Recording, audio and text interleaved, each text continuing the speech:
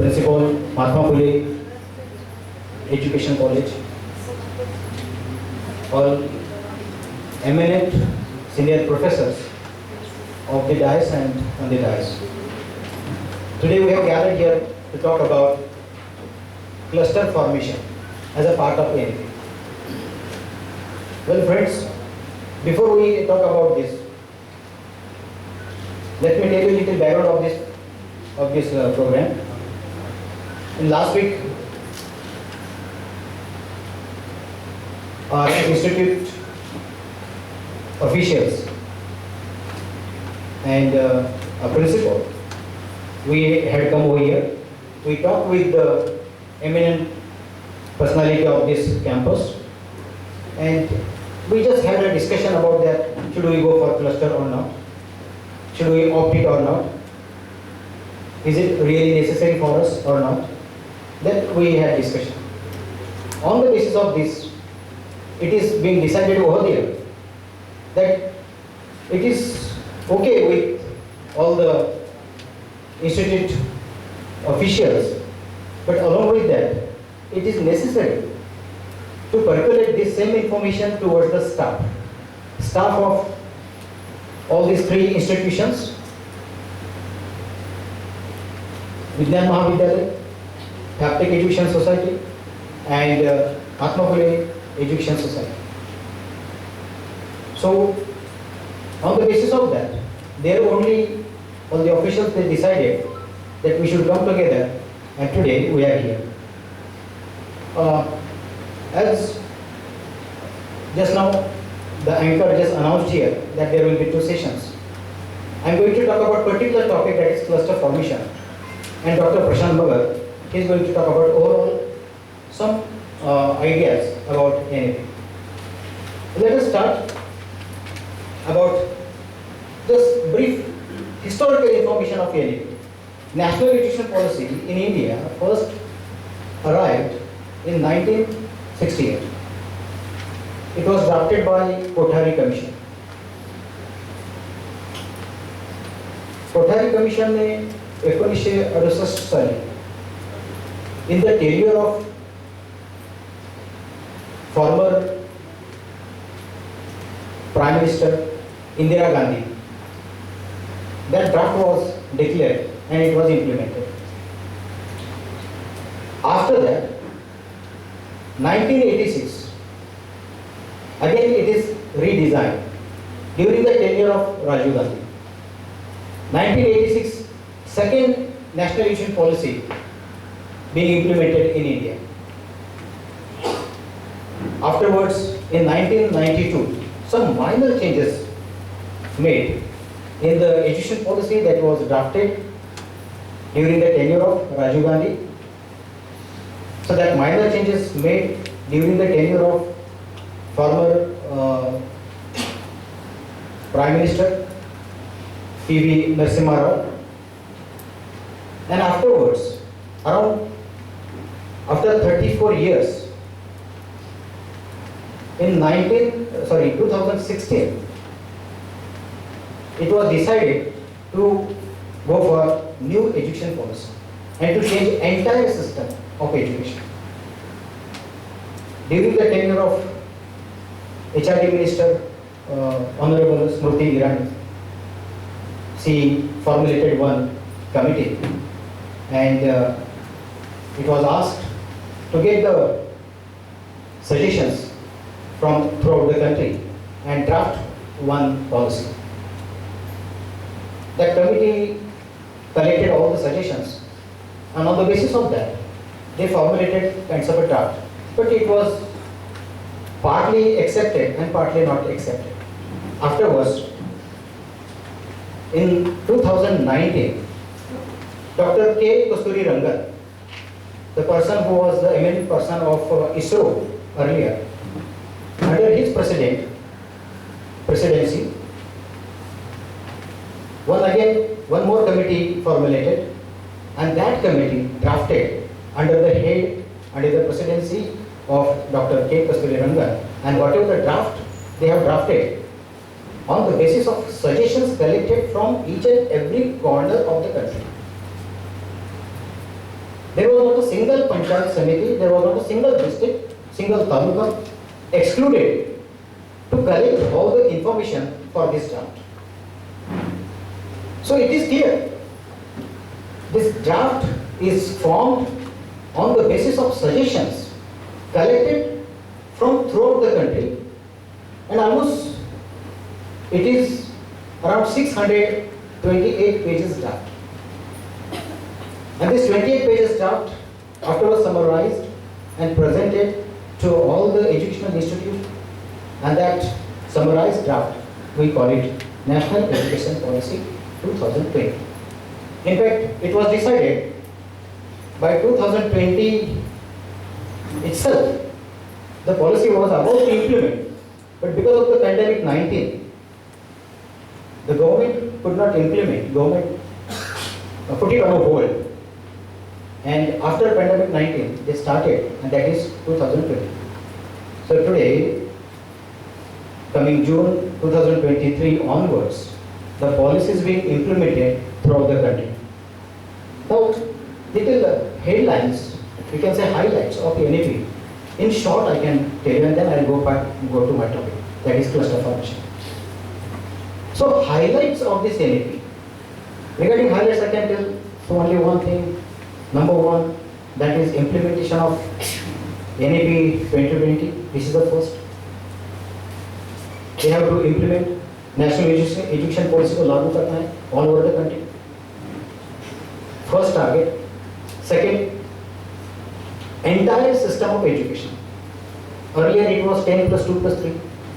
Now they have decided to go for 5 plus 3 plus 3 plus 4.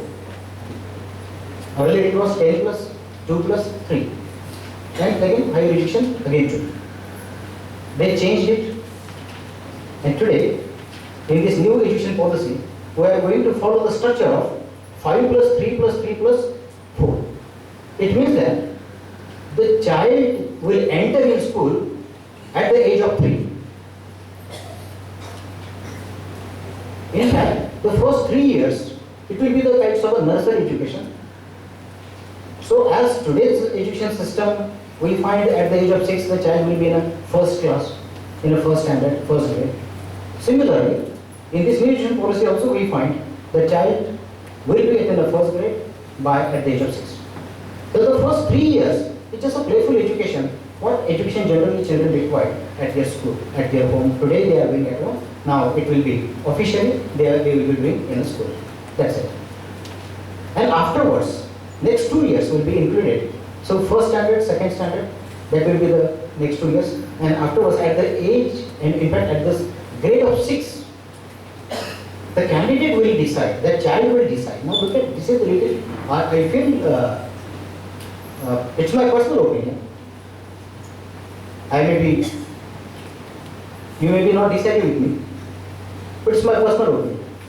I do not want to oppose it, but I feel this is somewhere else, that at the age, at the grade of 6, तो surveil असतानाच त्या कॅन्डिडेटला decide करायचं आहे की whether he want to go for vocational, whether he want to go for some higher technical. त्यांनी दोन part केलेले आहेत, एक vocationalचा पार्ट केलेला आहे आणि हायर टेक्निकलचा पार्ट केलेला आहे. I just talked with the principal of CBSE here, and I just confirmed whether it is right or wrong. Yesterday night I was reading this draft.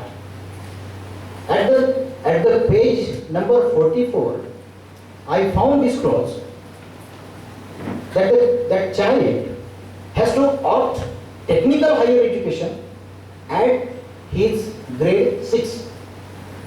This is, I found little surprising for myself. It means that there is a government classifying society in a 2 class. पूर्ण समाज हा 2 क्लासमध्ये विभागला जाईल असं मला वाटतं. Personal opinion आहे, किती सिरियसली घ्यायचं ते विचार करा. ही एकामध्ये त्याला टेक्निकल व्होकेशनल एज्युकेशन, त्याच्यामध्ये कार्पेंट्री असेल, इलेक्ट्रिशियन असेल, पॉटरी असेल, गार्डनिंग असेल, हे शिक्षण घेण्यासाठी जास्त काही खर्च लागणार नाही. पण कोडिंग सारखा जर विषय शिकायचा असेल तर तिथं खर्च करावा लागेल. त्या पॅरेंट्सला त्याला त्या ग्रेडचा लॅपटॉप त्याच वर्षी त्याला द्यावा लागेल. एखाद्या पॅरेंटला वाटलं की माझ्या मुलाला हायर टेक्निकल शिक्षण द्यायचं, त्याला 6वीला असतानाच तो कोडिंग हा विषय ऑप्ट आउट घ्यावा लागणार आहे आणि तिथून त्याचं हायर टेक्निकल. बरं, त्या सिनेरिओमध्ये 2 गोष्टी असणार आहेत. एक इंडियन इन्स्टिट्यूट असणार आहे, इंडियन युनिव्हर्सिटीज असणार आहे तुमच्या पुढे, आणि फॉरेन युनिव्हर्सिटीज, फॉरेन स्कूल्स असणार आहेत येणाऱ्या काळामध्ये. फॉरेन स्कूल्स, फॉरेन युनिव्हर्सिटीज इंडियामध्ये दाखल होत आहेत. ऐवण काही युनिव्हर्सिटीज आलेल्या आहेत, त्यांनी सुरू केलेल्या आहेत. त्यांचा जो काही खर्च आहे शिक्षणाचा, आणि आता आपण जे काही गव्हर्नमेंट स्कूलचा जो काही खर्च आहे, फार ड्रास्टिक चेंज आहे त्याच्यामध्ये, फार खूप मोठा फरक आहे त्याच्यामध्ये.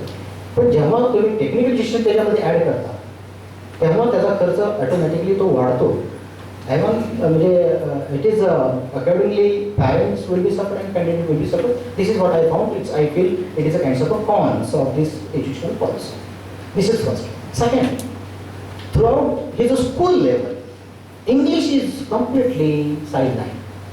I don't understand this. This is second thing I found. Really surprising it is. In today's technological age, means at one side, at one part we have to say that we are leading towards 21st century. हम 21वीं सदी में मार्च कर रहे हैं. 21वीं सदी scientific age, competitive technological age. आपण एका ठिकाणी असं बोलायचं, दुसरीकडं foreign companies, we are inviting foreign companies to invest in our India. Then all the country from maybe Russia, Canada, USA, China, South Korea, most of the foreign countries are coming and they are looking India as a big market for the field of education also and for the field of manufacturing also, because India is a resourceful country. It is maybe because of this resourceful status and maybe because of this educational platform, the foreign universities, foreign companies, foreign traders, they are looking India a potential area. So this is one side. So one side is we are inviting foreign companies. Second side, we are inviting all foreign universities, educational institutes, and another side, we are not giving education in English. Now, if my child will not take education of English, if he will be kept away from English language, how he will get a job in foreign companies, number one, how he will deal with foreign education, number two, and how he will go for out of country, number three, and how he will develop Western, how he will be lead and get development in a Western and some foreign countries' education and countries' technology. I remember several years I read that Pandit Jawaharlal Nehru, first Prime Minister, he said that English is a window of country. And with the help of this, we can opt all the Western technology, all the Western scientific knowledge, and on the basis of that, we have opted English subject as a compulsory right from our first standard. This education policy, I really surprised. You may feel that why he is talking against, but let me tell you pros and cons, because we are discussing about MBA. हमें मतलब beneficial क्या है and non beneficial क्या है, ये दोनों चीज बताना मेरा कर्तव्य है, मैं बता रहा हूँ. That's what I am doing. And it is there. I am not adding myself. I am not adding from my part. Whatever available there, that's what I am talking. In that draft, whatever I read, that's what I am talking. So English is being sidelined throughout school education. All the education is being given mother tongue, and mostly Sanskrit is being strongly recommended. How? Why? No idea. Since today we find the status of Sanskrit, since it is not a spoken language, but it is strongly recommended. It is nobody else written somewhere else in a draft that English is sidelined, but all the recommendations and all the supporting ideas, whatever they presented in NEP-2020, we find that English is being sidelined. So this is what major cons I found. Third major cons I found, that is integrated educations. Now, for the integrated education, we find that medical field and legal field is being kept away. तर दोनच क्षेत्र आहेत की त्यांनी NEP मधून थोडेसे बाजूला ठेवलेले आहे. मेडिकल फील्ड आणि द एज्युकेशन ऑफ लॉ, दोन फील्ड, दोन क्षेत्र, दोन डिसिप्लिन त्यांनी NEP पासून थोडंसं दूर ठेवलेलं आहे सध्या. फ्युचरमध्ये ते त्यात ॲड करतील, I have no idea, may be this possible, but today right now what I find it is not. They have kept. बाकी सगळे disciplines, all of the disciplines त्याच्यामध्ये इन्क्लुडेड केलेले आहेत आणि ते सगळे डिसिप्लिन्स त्यांना मल्टीडिसिप्लिनरीमध्ये ट्रान्सफर करायचं. आता इंटिग्रेटेड एज्युकेशन जर द्यायचं असेल तर आता जे काही strict rigid boundaries they have to destroy. Now what are the rigid boundaries? The rigid boundaries is this, that today, in today's education system, we find some streams, arts, commerce, science. Arts, commerce, science, ह्या ज्या काही stream आहेत आणि त्या स्ट्रीमच्या ज्या काही boundaries आहेत त्या बाउंड्रीज त्यांनी डिस्ट्रॉय करून टाकलेल्या आहेत. आता या एज्युकेशन पॉलिसीमध्ये असं काही राहणार नाही की हा विद्यार्थी आर्ट्स आहे, हा विद्यार्थी सायन्स आहे किंवा हा विद्यार्थी कॉमर्स आहे. आता ह्या बाउंड्रीज त्यांनी नष्ट करून टाकल्या. There will be no stream. This is I found integrated, and this is a very, very plus point, very beneficial and very integrated, and I feel that whole country is welcoming this. This is what I feel. For the integrated, it does mean that only science candidate was going for IIT, IIM. IIT is education based,